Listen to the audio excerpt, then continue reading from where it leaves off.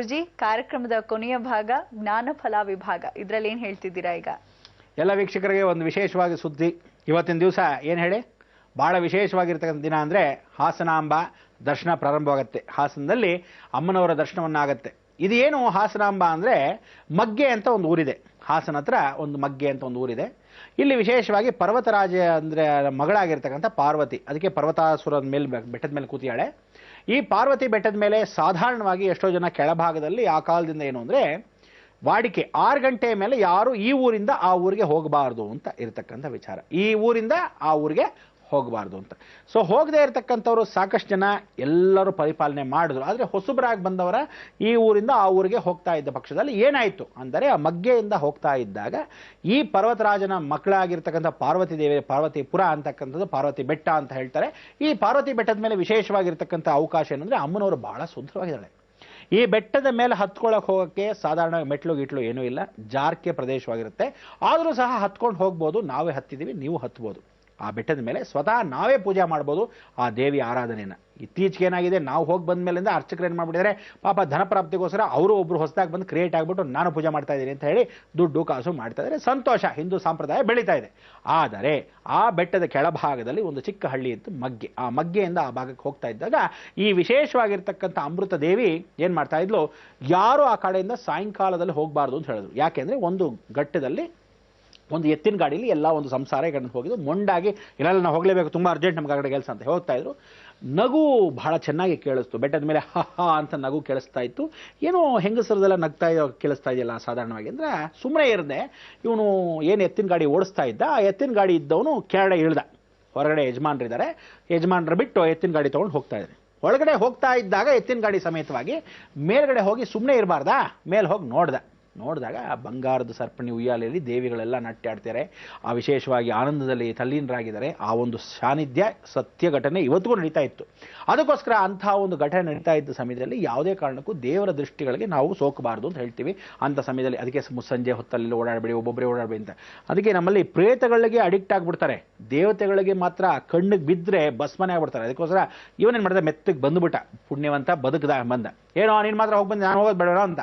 ಸರಿ ಯಜಮಾನ್ರು, ಬೇಡ ಯಜಮಾನ್ರೆ ಹೊರಟು ಬಿಡೋಣ, ಯಾಕೋ ಇಲ್ಲಿ ನಮ್ಮ ಟೈಮ್ ಸರಿಯಿಲ್ಲ, ನಾವು ಊರಿಗೆ ಅವ್ರು ದೊಡ್ಡವರೆಲ್ಲ ಹೇಳಿದ್ರು, ಅದು ಕೇಳಬೇಕಾಗಿತ್ತು, ನಾವು ಹೋಗಿ. ಸರಿ ಆದ್ರೂ ಕೇಳಲಿಲ್ಲ, ಹೊರಟರು. ಇವರು ಯಾವಾಗ ಹೊರಟರು ಯಜಮಾನ್ರು ಸುಮ್ಮನೆ ಇರಲಾರ್ದೆ ಇವನು ಗಾಡಿ ಎತ್ಕೊಂಡು ಹೊರಟುಬಿಟ್ರು. ಎಲ್ಲ ಆಯಿತು. ಯಜಮಾನಪ್ಪ ಯಾಕೆಂದರೆ ಒಂದು ಸ್ವಲ್ಪ ಬೂರಲ್ಲಿ ಇದ್ದರೆ, ಇರೋ ಒಂದು ನಿಮಿಷ ನಾನು ಇಲ್ಲೇ ಇರ್ತೀನಿ, ನೀನು ಇಲ್ಲೇ ಇಳಿಸು ಅಂತ ಹೇಳಿ ನಿಲ್ಲಿಸ್ಬಿಟ್ಟ. ಅವ್ನು ಹೊಟ್ಟೋದ. ಆಗ ಯಜಮಾನ ಮೇಕು ಅಂತ ಬಂದು ಮೇಲ್ಗಡೆ ಅಂದು ಯಾರಲ್ಲಿ ಅಂತ ಕಿರ್ಚ್ಬಿಟ್ಟ. ಆ ಕಿರ್ಚಿದ ಕ್ಷಣಕ್ಕೇನಾದ, ಬಂಡೆ ಕಲ್ಲು ಹೆಂಗೆ ಉರುಳೋಗುತ್ತೆ ಹಾಗೆ ಉರುಳು ಬಿದ್ದೋದ. ಆವತ್ತಿಗೆ ಹೂತೋಗಿದ್ದವನು ಇದುವರೆ ತನಕ ಮೂಳೆ ಮಾಂಸಗಳು ಕೂಡ ಎಲ್ಲಿತ್ತು ಸಿಕ್ಕಿಲ್ಲ. ಅವ್ರು ಬಂದು ಭಾಳ ಜನ ಆ ಊರಿನವರು ಇವರೆಲ್ಲ ಹುಡುಕಿ ಮಾಡಿ, ಇದು ಹಳೆ ಕತೆ. ಆದರೆ ಕತೆ ಅಂತ ಅನ್ಕೋಬೇಡಿ, ನಿಜವಾದ ಜೀವನದಲ್ಲಿ ನಡೆದ ಘಟನೆ. ಆವತ್ತಿಂದ ಇವತ್ತರೆಗೂ ಆ ಪರಿವರ್ತನೆ ಆದಾಗಿಂದ ಆ ಒಂದು ಸಂಕಲ್ಪ ಮಾಡಿಕೊಂಡ್ರು. ಅಲ್ಲಿ ಪೂಜೆ ಮಾಡ್ತಾ ಇದ್ದ ಮೊದಲ ಅರ್ಚಕರು ಅದೇ ವಂಶಸ್ಥರು ಇವತ್ತು ಹಾಸನಾಂಬಲ್ಲಿ ಏನು ಪೂಜೆ ಮಾಡ್ತಾ ಇದ್ದಾರೆ. ವಿಶೇಷ ಇಲ್ಲಿ ಹಾಸನಾಂಬಾಗೂ ಅಲ್ಲಿಗೂ ಏನು ಸಂಬಂಧ, ಇವರಿಬ್ಬರು ಅಕ್ಕ ತಂಗಿರು. ಅದಕ್ಕೋಸ್ಕರ ಈ ಮಗ್ಗೆ ಹಾಸನ ಡಿಸ್ಟ್ರಿಕ್ಟ್ ಇರುತ್ತೆ, ಮಗ್ಗೆ ಅಲ್ಲಿ ಹತ್ತಿರದಲ್ಲಿ ಇರತಕ್ಕಂಥದ್ದು. ದೇವಿ ಇಲ್ಲಿಂದ ಏನು ಮಾಡ್ತಾರೆ, 7 ದೇವಿಗಳನ್ನ ಇಡ್ತಾರೆ. ಇಲ್ಲಿ ನೈವೇದ್ಯವನ್ನು ಮಾಡ್ತಾರೆ. ಆ ನೈವೇದ್ಯವನ್ನು ಎತ್ಕೊಂಡು ಹೋಗಿ ಅಲ್ಲಿ ತಲುಪಿಸ್ತಾರೆ. ಇಲ್ಲೇನು ಅಂದರೆ, ಒಂದು ಸಲ ಊದ್ಗಡ್ಡಿ ಹಚ್ಚಿ ನೈವೇದ್ಯವನ್ನು ಇಟ್ಟು ಬಾಗಿಲನ್ನು ಏನು ಹಾಕ್ತಾರೆ, ಮತ್ತೆ ಇನ್ನೊಂದು ವರ್ಷಕ್ಕೆ ಬಾಗಿಲು ತೆಗೆಯೋವರೆಗೂ ಆ ಊದ್ಗಡ್ಡಿ ಇನ್ನೂ ಉರಿತಾನೆ ಇರುತ್ತೆ, ದೇವರ ದೀಪಗಳು ಉರಿತಾನೆ ಇರುತ್ತೆ.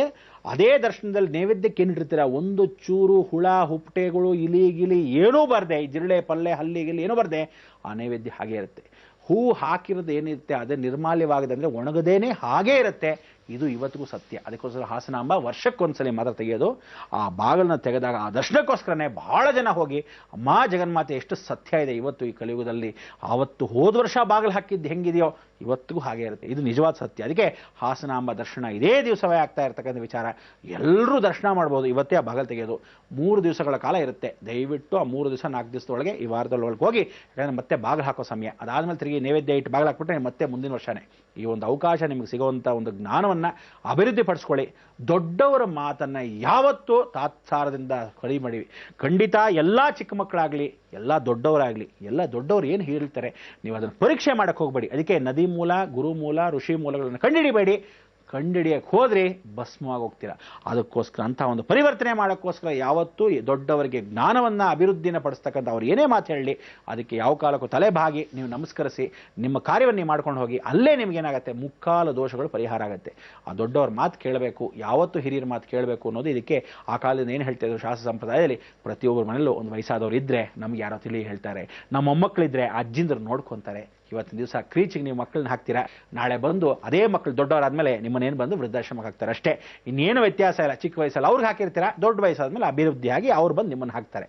ಇಷ್ಟೇ ವ್ಯತ್ಯಾಸ. ಇದನ್ನೆಲ್ಲ ಮಾಡ್ಕೊಳ್ಳದೆ ನೀವೆಲ್ಲ ದೊಡ್ಡವರು ಚಿಕ್ಕವರು ಅಂತ ಒಂದು ಮನೇಲಿ ಹಿರಿಯ ವಯಸ್ಸಾದ ಒಂದು ಅಜ್ಜಿ ತಾತ ಇದ್ರೆ ಬಹಳ ಚೆನ್ನಾಗಿರುತ್ತೆ. ಅದಕ್ಕೋಸ್ಕರ ದಯವಿಟ್ಟು ಇವತ್ತಿನ ಜ್ಞಾನಫಲದಲ್ಲಿ ಹೇಳಬೇಕಾದ ಒಂದೇ ಒಂದು ವಿಚಾರ ಏನಂದ್ರೆ, ಎಲ್ಲರೂ ಹೋಗಿ ಅನಾಥಾಶ್ರಮಕ್ಕೆ ಬಿಟ್ಟಿರೋದು. ಬದುಕಿದ್ದೀರ, ಜೀವನದಲ್ಲಿ ನೀವೆಲ್ಲ ಬದುಕಿದ್ದೀರ.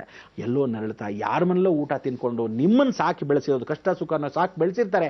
ಆ ತಂದೆ ತಾಯಿನ ಎತ್ಕೊಂಡು ಹೋಗಿ ವೃದ್ಧಾಶ್ರಮಕ್ಕೆ ಅನಾಥಾಶ್ರಮಕ್ಕೆ ಹಾಕಬೇಡಿ. ಮಕ್ಕಳನ್ನ ಯಾವ ಕಾಲಕ್ಕೂ ದೂರ ತಳ್ಳಬೇಡಿ. ಎಲ್ಲರೂ ಒಂದಾಗಿ ಬಾಳಕ್ಕೆ ಅಟ್ಲೀಸ್ಟ್ ಕರ್ಕೊಂಬಂದು ಇರೋಷ್ಟು ಜೀವನದಲ್ಲಿ ಹೆಂಡತಿ ಮಾತಲ್ಲ ದೊಡ್ಡದು, ತಾಯಿ ಇಂಪಾರ್ಟೆಂಟ್. ಅದಕ್ಕೋಸ್ಕರ ಆ ತಾಯಿ ತಂದೆ ಹೋದರೆ ವಾಪಸ್ ತಿರುಗಿ ಬರಲ್ಲ. ಅವ್ರನ್ನೆಲ್ಲ ಕಾಪಾಡಕ್ಕೆ ಇವತ್ತಿನ ಜ್ಞಾನಫಲದಲ್ಲಿ ಕೊಟ್ಟಿದ್ದವ್ರನ್ನ ವಾಪಸ್ ಕರ್ಕೊಂಬಂದು ನಿಮ್ಮನೇ ಸಾಕಿ ಇನ್ನೇನು ಹೋಗೋ ಜೀವ, ಆವಾಗ ಬರೋಷ್ಟು ಸಂತೋಷ ಯಾವ ಕಾಲಕ್ಕೂ ಜನ್ಮದಲ್ಲಿ ಸಿಗಲ್ಲ ಅಂತ ಈ ಮುಖಾಂತರ ಹೇಳ್ತಾ, ನಾವುಗಳು ಯಾತ್ರೆಗೆ ಬರ್ತಾ ಇರೋ ವಿಚಾರಗಳನ್ನ ಇನ್ನೇನು ಸ್ವಲ್ಪ ದಿವಸದಲ್ಲಿ, ಇನ್ನು 2-3 ದಿವಸದಲ್ಲಿ ನಿಮಗೆ ಒಳ್ಳೆ ನಂಬರ್ ಕೊಡ್ತೀನಿ. ಆ ನಂಬರ್ ಅಂದರೆ ಒಳ್ಳೆ ನಂಬರ್ ಅಂದರೆ ಅದೇನು ಸಂಖ್ಯಾಶಾಸ್ತ್ರವೇ? ಖಂಡಿತ ಅಲ್ಲ. ಆದರೆ ಆ ನಂಬರ್ ಮುಖಾಂತರವಾಗಿ ನೀವುಗಳು ಭೇಟಿ ಮಾಡ್ತಕ್ಕಂಥ ನೇರ ದಿಟ್ಟವಾಗಿ ನಮ್ಮನ್ನು ಪರಿವರ್ತನೆ ಮಾಡಬೇಕು. ಅದಕ್ಕೋಸ್ಕರ ನೀವು ಅದರ ಅನುಗ್ರಹ ಸಿಗಲಿ ಅಂತ ಈ ಮುಖಾಂತರ ಹೇಳ್ತಾ, ನಾವೇನು ಮಾಡಬೇಕು? ಲೋಕವೆಲ್ಲ ಸುಭಿಕ್ಷವಾಗಿ ಪ್ರತಿದಿನ ಹೇಳದಂತೆ ಹೇಳಬೇಕು. ಯಾಕೆಂದ್ರೆ ಕಾರ್ಯಕ್ರಮ ಪರಿವರ್ತನೆ ಮಾಡ್ಕೊಳ್ಳೋಕ್ಕೆ ನಿಮ್ಮ ಜೀವನ ಬಾಂಧವ್ಯ ಇದೇ ರೀತಿ ಇರಲಿ ಅಂತ ಹೇಳ್ತಾ, ಲೋಕ ಸಮಸ್ತ ಸುಖಿನೋ ಭವಂತು, ಸನ್ಮಂಗಳಾನಿ ಭವಂತು.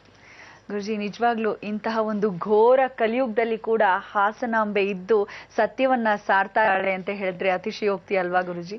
ಹಾಗೆ ಗುರುಜಿ ಇವತ್ತಿನ ಕಾರ್ಯಕ್ರಮದಲ್ಲಿ ಹೇಳಿದ್ರಿ, ತಂದೆ ತಾಯಿನ ನಿರ್ಲಕ್ಷ್ಯ ಮಾಡಿ ನೀವೆಲ್ಲ ವೃದ್ಧಾಶ್ರಮದಲ್ಲಿ ಸೇರಿಸಿದ್ದೀರಾ, ಅವರನ್ನ ದಯಮಾಡಿ ನೀವು ಕರ್ಕೊಂಡು ಬನ್ನಿ ಅಂತ ಹೇಳಿದ್ದೀರಾ. ನಮ್ಮ ಈ ಕಾರ್ಯಕ್ರಮಕ್ಕೆ ಆಗಮಿಸಿ ಇಷ್ಟೆಲ್ಲ ಮಾಹಿತಿಯನ್ನ ನೀಡಿದ್ದಕ್ಕಾಗಿ ಧನ್ಯವಾದಗಳು ಗುರುಜಿ.